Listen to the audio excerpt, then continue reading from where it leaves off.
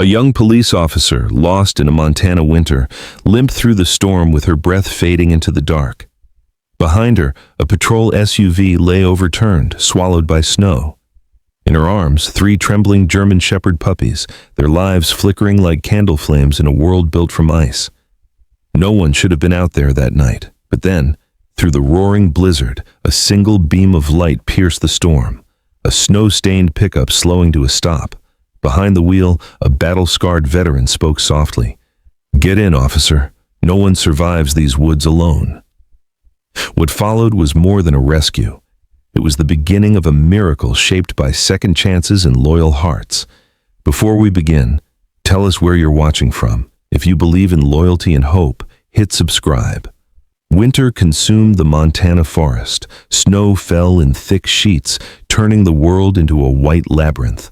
Officer Emily Parker forced one boot forward, then the other, legs trembling. She was 32, with sharp cheekbones and olive skin now ghostly pale. Her black hair hung loose, frozen strands sticking to her bruised cheek. Her uniform was torn, stained with dried blood from shattered glass. Against her chest, bundled beneath a wool blanket, 3 tiny German Shepherd puppies shivered. They couldn't have been more than 6 weeks old. She'd found them near an abandoned logging road, stuffed in a crate, left as if no life had ever existed inside. Something about the cruelty struck a nerve deeper than she wanted to admit. So she took them, against protocol, against common sense, because she couldn't bear to walk away. Her lips turned blue. "Not again. I won't lose another soul tonight." Her legs buckled. She sank to one knee. The puppies whimpered.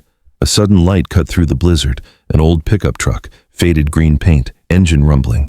Emily lifted one arm, waving desperately. The truck slowed. From the driver's seat stepped Daniel Brooks, late 30s, tall, shoulders broad, beard rough and peppered with gray. His steel-gray eyes had witnessed things the world would rather forget. "You're far from help," Daniel said, voice gravelly but not unkind. "Car trouble?" Emily's teeth clattered too violently to answer. He noticed the blanket. "You walking through a blizzard with dogs?" She forced a breath. "They were abandoned. I couldn't leave them." Daniel stared for a quiet second. Something shifted in his expression. Understanding. Maybe respect. He wrapped a thick blanket around her shoulders.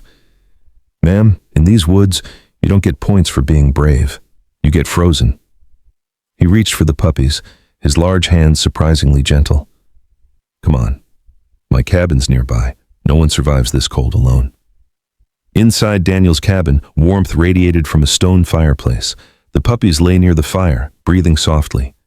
Daniel poured boiling water into 2 mugs, dropping dried pine needle leaves into each. Emily accepted the mug. "You ever had pine tea?" "No." "It tastes like the forest." She stared at the puppies. "You name them fast," Daniel observed. She gave a tired smile. "Sometimes names come easy when you feel something." "You said you're with the sheriff's department." Emily nodded. "Patrol officer for 8 years. 2 years ago there was a shooting. My partner, Mark Reynolds, he was 33. I took the left, he took the right. We followed protocol. It still went wrong. I lived. He didn't." The confession hung in the air. Daniel didn't respond immediately. When you survive something someone else doesn't, the mind writes its own verdict. She nodded slowly. A knock at the door. Daniel opened it. Through the snow stood Sarah Coleman, early 60s, petite, silvery blonde hair, bright hazel eyes, a retired seamstress who lived alone nearby. "Saw your truck tracks. Figured someone found trouble." Her gaze settled on Emily, then the puppies. "Oh, sweet heavens, little scraps of life." Emily nodded. "Someone abandoned them." Sarah's lips pressed thin. World has a terrible habit of throwing away what could have been good. Morning arrived. Daniel unfolded an old map. Near the bottom was a faint mark, an X beyond the tree line. Emily leaned closer. "Echo K9 training site," Daniel nodded. "Used to be military, got shut down early 90s, too remote." Sarah poured tea. "Dogs trained there were exceptional. Funny that life finds its way back." Within an hour, they were on Daniel's snowmobile. After 40 minutes, ruins emerged, chain-link fencing twisted by time, collapsed rooftops, a tattered sign. "Echo Base, US K9 Training Division."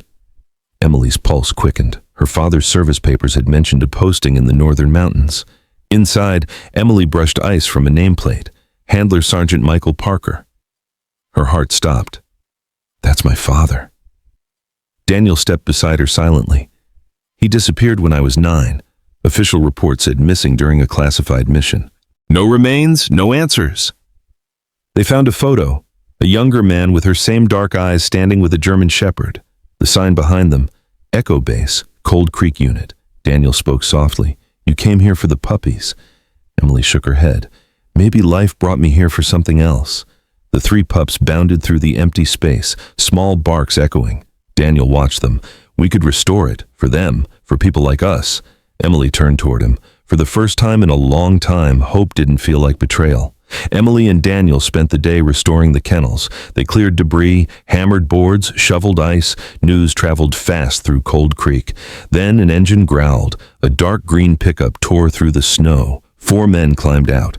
At their head was Earl Watson, broad-shouldered, late 40s, weathered from wind and alcohol. Looks like someone's trying to resurrect an old ghost. Emily stepped forward. This is government land. You don't have permission. Earl smirked. And you do, officer? Daniel moved beside her. We're rebuilding to shelter rescue dogs. Earl's companion Roy tossed his lighter into dry hay. It ignited instantly. Flames shot up. The puppies barked sharply. Emily cursed and sprinted toward the kennels. Smoke rolled thick. Daniel beat against the spreading flame. Emily crawled beneath smoke, finding 3 tiny shapes pressed against a fallen beam. She pulled them into her coat, shielding their faces. Outside, Earl and his men stepped back as flames climbed higher. Far below, Martha Coleman, cafe owner, noticed rising smoke. She called for help. Within minutes, Sheriff Collins rallied volunteers. They formed a line, passing buckets hand to hand. Steam rose with every splash. Emily stumbled outside, puppies tucked in her coat. The fire died slowly. Night fell. Where walls once stood, charred skeletons remained, but the north corner still stood, half destroyed, half alive. Emily held the puppies. Around them, the people of Cold Creek stood shoulder to shoulder, exhausted, united. If it's not all burned, then we're not done. Daniel nodded. Then we rebuild.